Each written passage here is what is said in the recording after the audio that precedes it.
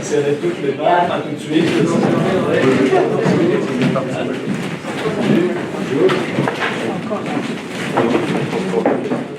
Bien, mes chers amis, je voudrais vous dire combien je suis heureux de vous rencontrer ce soir ici dans mon QG de campagne, en compagnie d'Isabelle, pour échanger avec vous sur les questions qui touchent plus particulièrement les Français établis hors de France, mais aussi peut-être sur l'avenir de notre famille politique et de notre pays. Je sais que certains ont fait le déplacement spécialement pour cette occasion, et je les en remercie très chaleureusement. D'autres n'ont pas pu, mais sont présents par la pensée et par le cœur.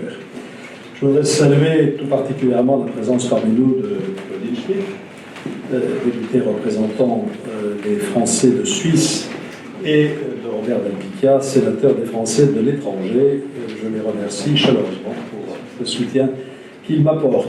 Je voudrais aussi remercier Alain-Pierre Mignon, président du groupe de l'Alliance de la droite, du centre et des indépendants à l'Assemblée des Français de l'étranger. Son soutien est précieux et je sais que les élus de son groupe sont nombreux à avoir suivi son exemple.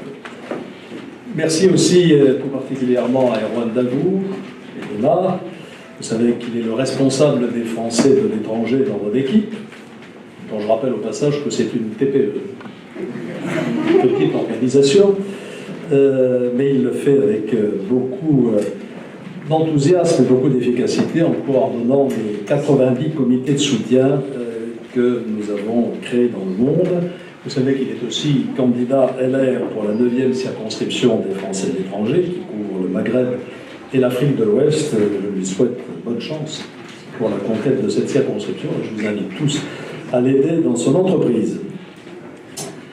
Je suis heureux de prendre la parole devant vous ce soir, au moment où on peut dire que d'une certaine manière, la primaire a déjà commencé, puisque vous le savez, le pré-enregistrement des Français de l'étranger est ouvert depuis le 22 septembre et qu'il devrait s'achever le 16 octobre. Nous avons un gigantesque effort d'information à faire pour expliquer à nos concitoyens, à l'étranger, mais aussi en France, le processus que nous avons mis en place. Il faut d'abord rappeler que le vote est ouvert à tous les Français qui sont inscrits sur la liste électorale, s'agissant des Français de l'étranger, sur la liste électorale consulaire au 31 décembre 2015. Je rencontre encore beaucoup de nos compatriotes qui me disent « Ah, on ne va pas voter pour vous parce qu'on n'a pas la carte du parti ». On ne demandera pas la carte d'un parti, quel qu'il soit. Si vous voulez prendre la carte, prenez-la, c'est mon parti, donc j'en suis fier. Mais ça n'est pas une condition pour voter. Il faut aussi expliquer le pourquoi de la préinscription. À partir du moment où il y a un vote électronique, il faut que chaque électeur dispose d'un identifiant le jour du vote pour pouvoir s'identifier comme son nom l'indique, d'où cette procédure de préinscription qui a pu surprendre.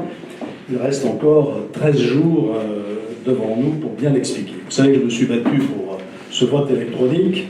La tentation est apparue il y a quelque temps d'aller vers un vote à l'urne. On s'est rendu compte très rapidement que c'était impossible dans la quasi-totalité des cas.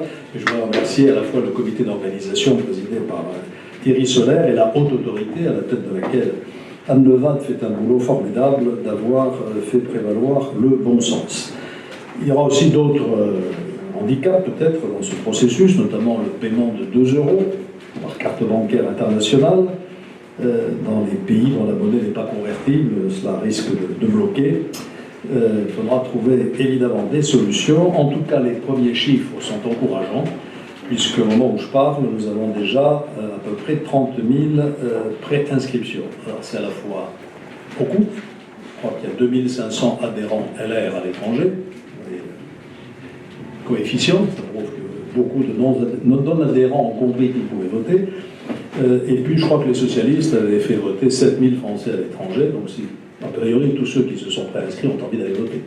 Et en même temps c'est très peu, puisque le corps électoral potentiel est d'1 200 000 environ. Donc, vous voyez qu'on a encore un énorme travail, il reste 15 jours ou presque, et il faut multiplier ce chiffre, je l'espère, par 2 ou 3. Je voudrais aussi ce soir vous dire le projet que je présente et que je développerai au cours des prochaines semaines, je l'espère des prochains mois, pour m'adresser aux Français de l'étranger. Et je voudrais structurer ce projet autour de 4 idées. D'abord, redonner à nos compatriotes de l'étranger la fierté d'être français, de ceux qui l'ont, mais sont parfois un peu tristes de voir la réputation de leur pays aujourd'hui. Ensuite, apporter des réponses aux préoccupations, aux aspirations qui sont les leurs et qui sont légitimes. En troisième lieu, valoriser les expériences à l'étranger. Et puis enfin, affirmer la place des Français de l'étranger dans la République. Et je voudrais reprendre ces 4 grands thèmes avec un fil conducteur autour d'un mot qui structurera mon action: considération. Considération pour les personnes, considération à l'égard de leurs histoires familiales et de leurs parcours individuels, considération pour les belles réussites dont vous êtes la plupart du temps porteurs, considération pour vous tous, pour ce que vous êtes et ce que vous représentez. La considération, elle doit s'appuyer sur une image, sur une bonne image. Or, celle des Français de l'étranger souffre souvent de la caricature véhiculée par certains, notamment à gauche, qui fait des Français de l'étranger des exilés fiscaux. Contrairement à un sentiment répandu, on ne s'établit pas à l'étranger pour des raisons fiscales.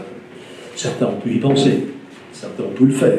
C'est sans doute parce qu'ils ont été contraints de se soustraire aux effets confiscatoires de la loi fiscale française. Mais on vit à l'étranger, souvent parce qu'on y est né, à la suite de générations, pour participer au développement du pays dans lequel on vit. On vit à l'étranger parce qu'on est aussi animé d'un esprit d'entreprise, hors du commun, parce qu'on conçoit la vie comme une prise de risque et d'aventure. On vit à l'étranger pour faire ses études, on vit à l'étranger pour jouir de sa retraite. On vit à l'étranger quand on est binational, et les binationaux ont vocation à constituer des passerelles naturelles entre leurs 2 pays et à contribuer à la construction de cette identité heureuse que j'ai appelée de l'Hébreu.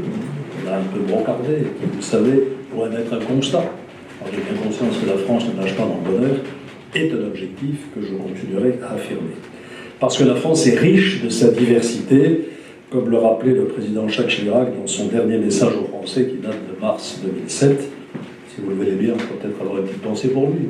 Il s'en va contre la vieillesse et la maladie. La diversité de vos profils est en tout cas un atout pour la France. Chacun d'entre vous contribue au rayonnement de notre pays et mérite à ce titre sa reconnaissance. On vit à l'étranger aussi, c'est vrai, parce que c'est parfois plus facile et moins contraignant qu'en France.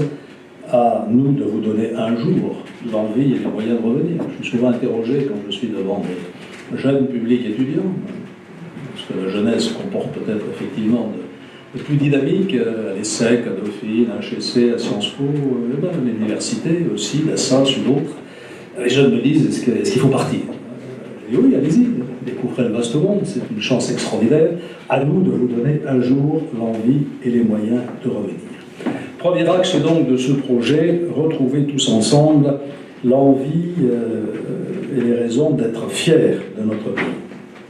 Je sais que l'adage « loin des yeux, loin du cœur » ne s'applique pas aux Français de l'étranger. Vous avez l'amour de la France chevillé au cœur, vous aimez votre cher et vieux pays et vous êtes, hélas, affligé de le voir perdre tant d'influence dans les grandes affaires du monde et de voir son image aussi fortement abîmée qu'elle l'est depuis quelque temps. Quel est en effet le dossier diplomatique majeur où la France aujourd'hui peut affirmer son leadership? Certainement pas en Europe. Nous avons perdu notre rôle de moteur. Chaque jour, on apporte la preuve. Vous savez, l'Allemagne cherche un partenaire à égalité avec elle. La France, bien sûr. Il faut que la France se remette à égalité avec l'Allemagne si nous voulons sortir l'Europe de l'ornière où elle se trouve aujourd'hui. Et la responsabilité nous en incombe en première ligne. Absente en Europe, la France est aussi au penché au Moyen-Orient. En 2002-2003, nous étions courageusement élevés contre la guerre en Irak.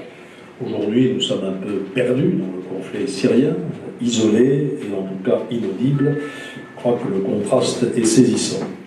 Nous peinons aussi à recréer une relation intense avec l'Afrique. Bordeaux est très tourné vers l'Afrique. Je recevais encore dimanche dernier un grand nombre de responsables africains, soit de Français de la diaspora africaine, soit d'Africains. Et ils ne demandent qu'une seule chose, que la France revienne et soit présente à l'Afrique. En sortant de ces lieux complexes sur la France-Afrique, c'est plus à nous, évidemment, de décider qui doit gouverner les pays africains. En revanche, nous devons être présents et ne pas laisser la place libre à ceux qui investissent massivement dans ce continent, qui sera à l'évidence le grand continent du XXIe siècle, c'est-à-dire les Chinois, c'est-à-dire les Américains, bien sûr, c'est-à-dire les Turcs, c'est-à-dire les Marocains même. Il faut que nos entreprises investissent en Afrique. Et notre pays doit donc retrouver une diplomatie audacieuse, conforme à ses intérêts, parce que c'est notre intérêt aussi d'investir, à son histoire, à sa civilisation, à son idéal de liberté, d'égalité et de fraternité. Le général de Gaulle disait en d'autres temps, c'est parce que nous ne sommes plus une grande puissance qu'il nous faut faire une grande politique. Car si nous n'avons pas de grande politique, comme nous ne sommes plus une grande puissance, de verre et de lien, nous ne serons plus rien, disait le général. Et donc, renouer avec une politique étrangère ambitieuse qui nous fasse sortir du défaitisme, du déclin, de la dépendance, de la repentance, sera un impératif absolu en 2017. Je veux vous dire que je partage souvent votre tristesse, que vous avez raison d'aimer la France envers et contre tout. Je veux relever le défi qui consiste à vous donner des raisons de l'aimer davantage, d'arborer ses couleurs avec émotion et fierté, de parler sa langue, si belle, de diffuser sa culture, si riche et si vivante encore aujourd'hui, de promouvoir son savoir-faire et le talent reconnu au génie français, bref, de construire ensemble une France retrouvée. Je veux faire de la France, à nouveau, une puissance d'influence, une puissance de rayonnement mondial, une puissance mondiale, parce qu'elle en a les moyens. Deuxième axe, répondre à vos préoccupations et à vos aspirations. Il est normal que chacun accomplisse son devoir fiscal, les Français et les étrangers, à l'instar des autres citoyens français. Mais il n'est pas normal que la conjugaison de la fiscalité française et de celle du pays dans lequel vous vivez ait des effets qui sont souvent confiscatoires. Les Français de l'étranger ne peuvent pas être assujettis à des charges fiscales qu'à l'évidence, il ne leur appartient pas de supporter. Parvenir à cette équité fiscale sera donc une urgence. Il n'est pas normal que la résidence principale d'un Français se transforme en résidence secondaire et soit taxée comme telle dès lors qu'il est établi à l'étranger. C'est la réalité d'aujourd'hui qu'il faudra modifier. Je souhaite supprimer cette injustice, comme je souhaite supprimer la contribution sociale généralisée et la contribution pour la réduction de la dette sociale, CSG et CRDS, pour nos compatriotes à l'étranger. Vous ne bénéficiez pas du régime obligatoire d'assurance maladie et de retraite. Il n'est pas normal que vous soyez taxés par ces deux contributions.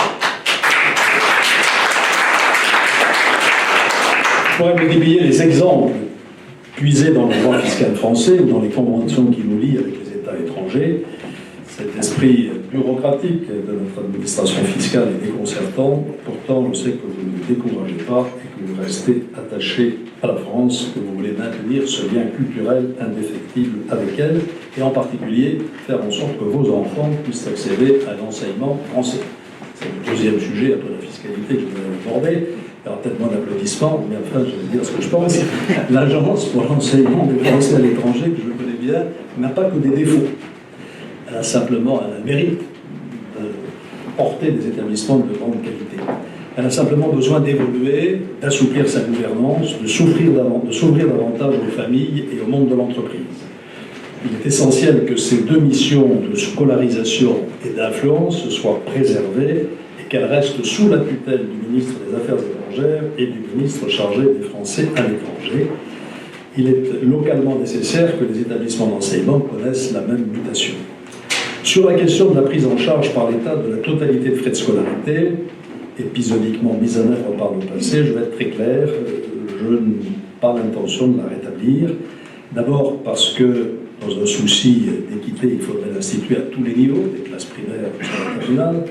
Ensuite parce que le meilleur instrument de justice fiscale, de justice sociale me paraît être l'amélioration du système d'attribution des bourses.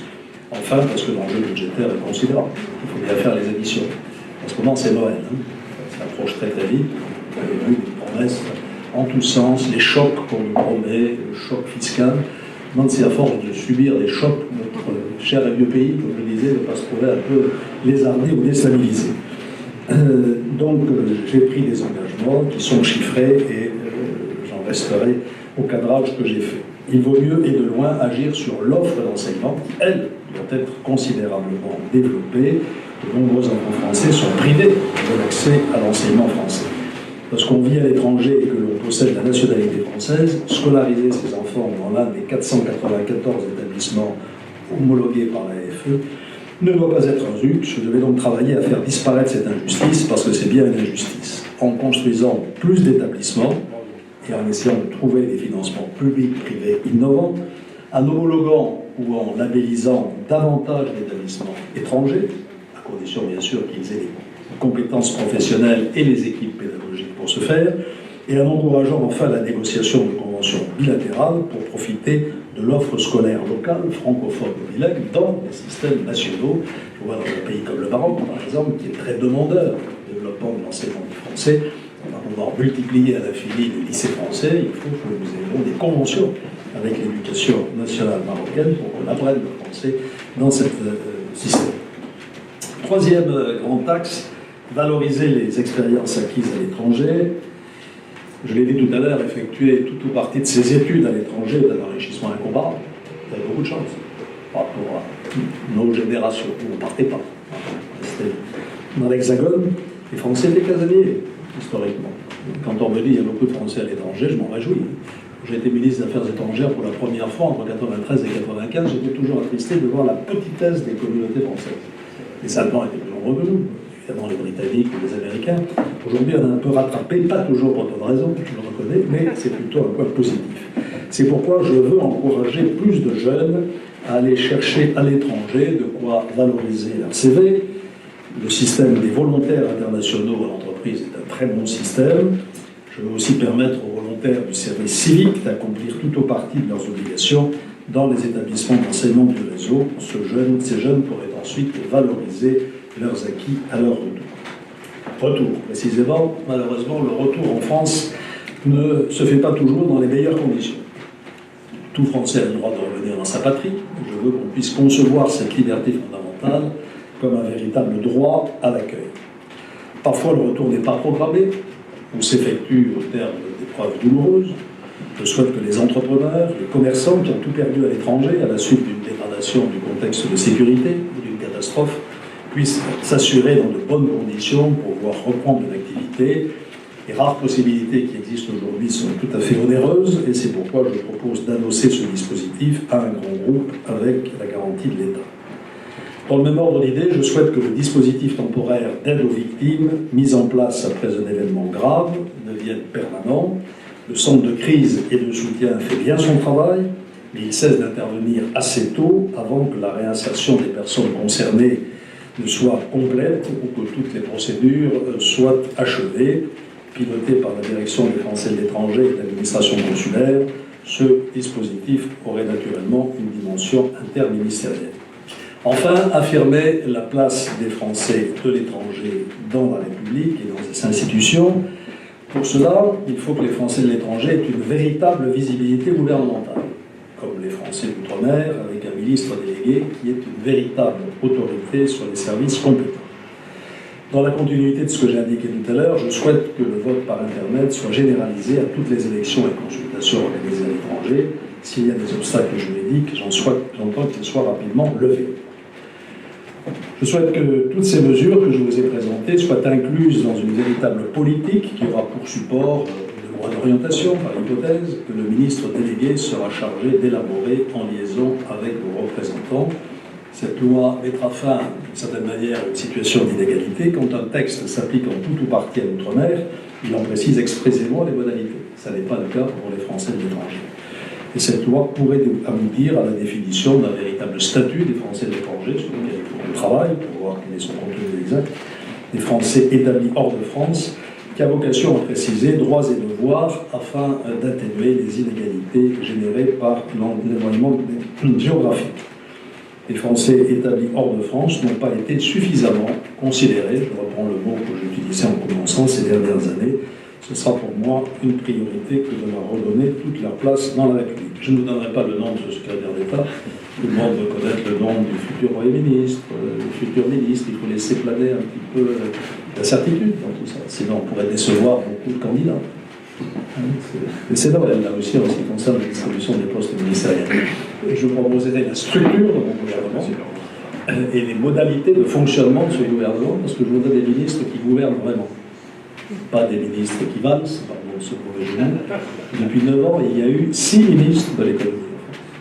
Depuis 2012, il y a eu 3 ministres de l'Éducation nationale. Ça ne peut pas marcher. Je veux des ministres stables et durables qui deviennent des patrons de leur administration avec un double objectif, faire appliquer la politique du gouvernement et pas celle de l'administration.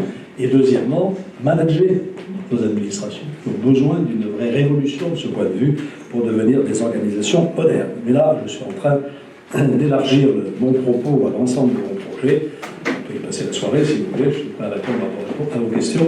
Je voudrais vous redire en tout cas que dans les expériences passées, au Quai d'Orsay 2 fois et dans beaucoup d'autres postes, j'ai toujours été heureux de vous rencontrer, le plus souvent à l'étranger, parce que je ne sais pas si vous avez en ce moment une belle image de la France, mais vous donnez une belle image de la France, et c'est de cela que je voulais vous remercier.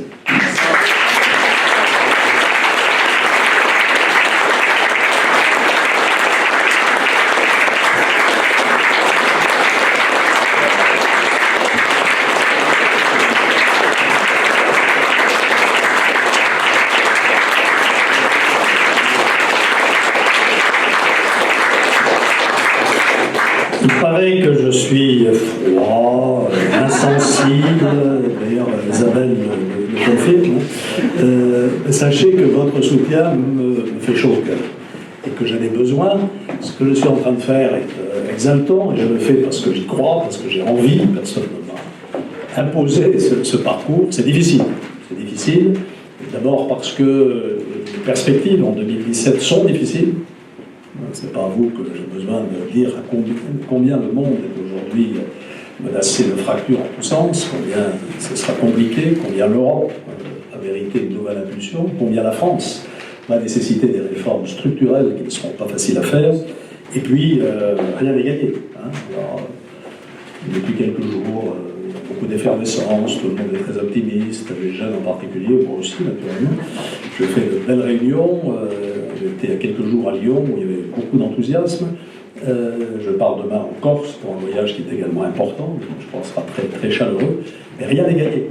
Rien n'est gagné. Hein. Ce n'est pas parce que 2 ou 3 sondages donnent des signes intéressants qu'il faut considérer que l'affaire est dans le sac. Je dis toujours qu'il ne faut pas avoir de la peau de l'ours, d'autant qu'il y a pas mal d'ours sur le chemin, et que depuis mon séjour au Canada, j'ai appris à me méfier des sources. Voilà, je suis très vigilant sur tout ça. Et donc, c'est mobilisation à tous les niveaux, y compris dans nos pays respectifs, où il y a encore beaucoup à faire. Vous avez 15 jours pour convaincre beaucoup de nos compatriotes d'aller se faire inscrire. Quand ils seront inscrits, je pense qu'ils iront voter, parce que c'est déjà un premier geste.